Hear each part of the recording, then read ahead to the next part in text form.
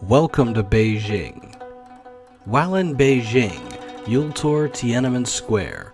At 100 acres, it is the world's largest public square, flanked by an assortment of historic buildings, huge museums and monuments, including Mao's mausoleum. You explore the square and walk through the Gate of Heavenly Peace under the framed portrait of Chairman Mao to enter a UNESCO World Heritage Site, the Forbidden City, the symbolic center of China. Completed in 1420, the Forbidden City is the world's largest palace complex and China's most magnificent imperial architecture. It consists of many buildings with 999 rooms on a 250-acre compound. It's protected by a 20-foot wide moat and a 32-foot high wall. Now known as the Palace Museum, the Forbidden City was the exclusive domain of the imperial court, where outside visitors were forbidden for 5 centuries. You will explore the imperial treasures in the grand palaces and pavilions, exquisite courtyards and gardens, and what was once the residence of China's rulers.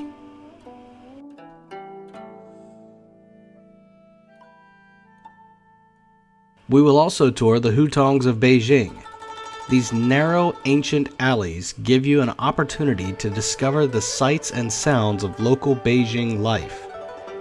You'll see the locals as they go about their daily lives and tour the maze-like alleyways and courtyards.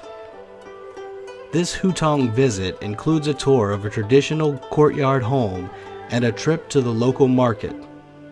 You can also take a leisure walk along the Lotus Lane.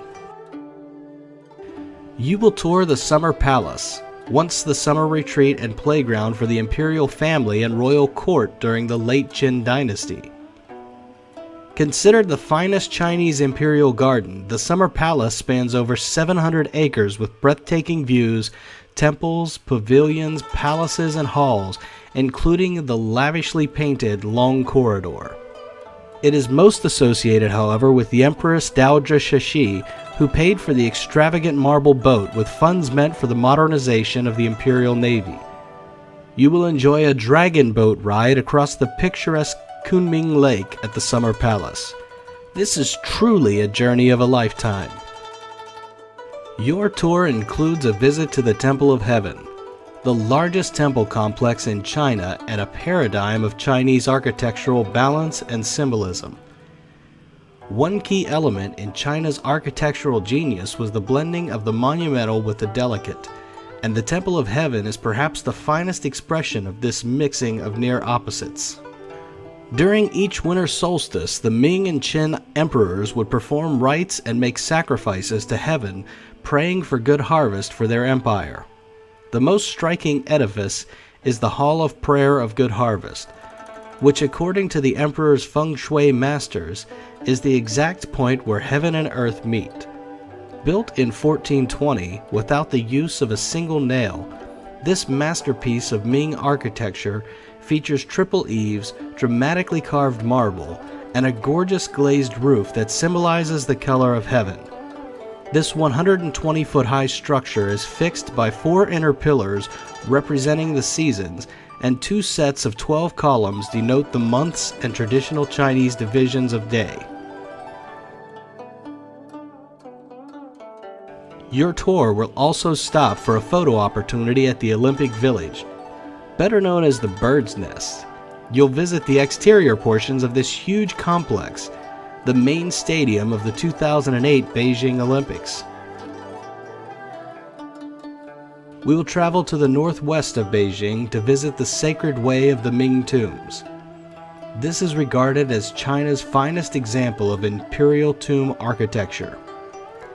Situated in a peaceful valley, the site was chosen by the Ming emperors as the burial place for its auspicious feng shui alignment.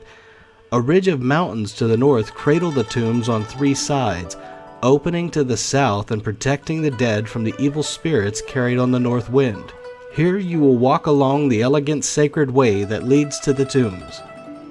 Beginning with the grand marble gateway more than 400 years old, The long avenue is lined with 36 massive stone sculptures of officials, lions, elephants, camels, and mythical beasts.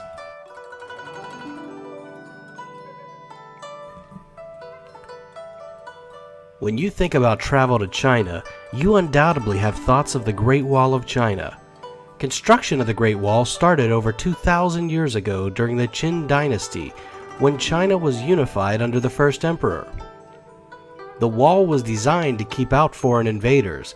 Due to the enormity of the wall's construction, the project continued for centuries. Once completed, it linked up sections of the wall that the former independent kingdoms created. An estimated 180 million cubic yards of earth was used to form the core of the wall. Legend has it that among the building materials used was the bodies of workers who died during the construction of the project.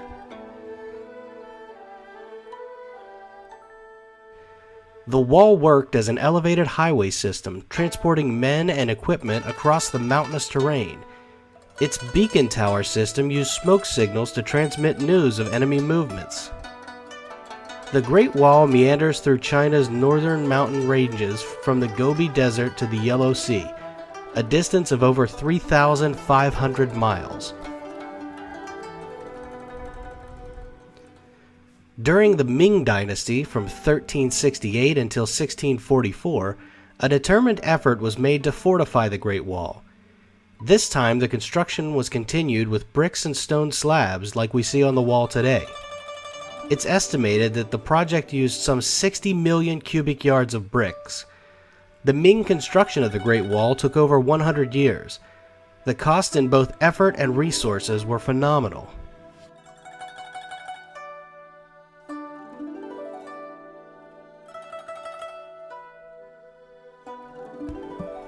The wall was largely forgotten after the Ming Dynasty. Mother Nature has reclaimed sections of the wall. It wasn't until recent history that the wall has become a tourist destination.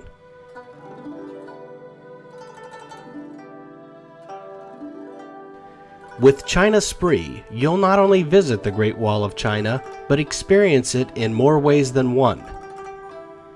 You'll learn some of the fascinating histories and legends of this engineering marvel. You'll ride up a lift to the highest point of the wall. Once there, you'll get amazing panoramic views of this ancient edifice.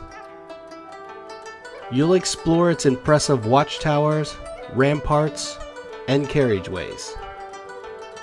You might even get challenged to a game of ping pong at the local coffee shop.